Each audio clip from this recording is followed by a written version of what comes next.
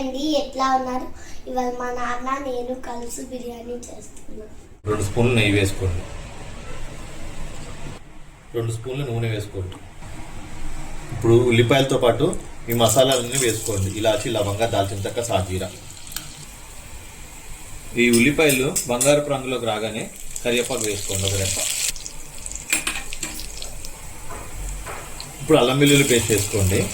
ఈ బిర్యానీ తమిళనాడు స్టైల్ బిర్యానీ అండి. దీన్ని తీరగా సాంబార్ రైస్తో చేస్తున్నాం. మన దగ్గర చిట్టి ముత్యాల రైస్ అంటారు, కొన్ని ఏరియాల్లో జీరా రైస్ అంటారు. ఇప్పుడు టమాటాలను వేసుకుని మూత పెట్టి మగ్గించుకోండి.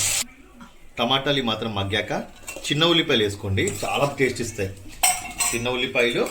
దాంతోపాటు కొత్తిమీర, పుదీనా, పచ్చిమిర్చి.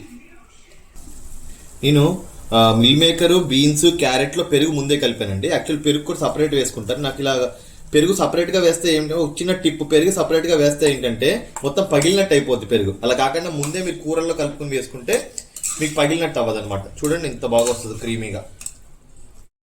ఒక గ్లాస్కి 1.5 గ్లాస్ వేసుకోండి వాటర్. ఇప్పుడు చూడండి రైస్ ఎలా ఉంటే చిట్టి చిట్టివి.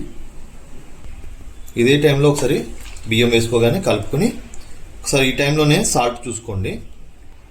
ఒక అరచెక్క నిమ్మకాయ పిండుకోండి, దానివల్ల బిడిబిళ్ళాడుతూ వస్తుంది. నెక్స్ట్ మీకు తెల్లగా కూడా ఉంటుంది.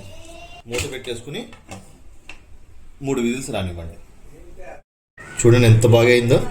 ఈ చిట్టి ఉల్లిపాయతోటి మంచి మిల్ మేకర్ని తీసుకుని రైతాలా కలుపుకొని వేడివేడిగా చిల్ రైతా. ఈ సలాడ్ నేనే చేశానండి, నెక్స్ట్ వీడియోలో పెడతాను. పెట్టి తింటే ఆహా ఏమి రుచి అనాల్సిందే. ఇంకొంటున్నా మరి. మీకు నచ్చినట్టయితే please like, share and subscribe. Thanks అండి.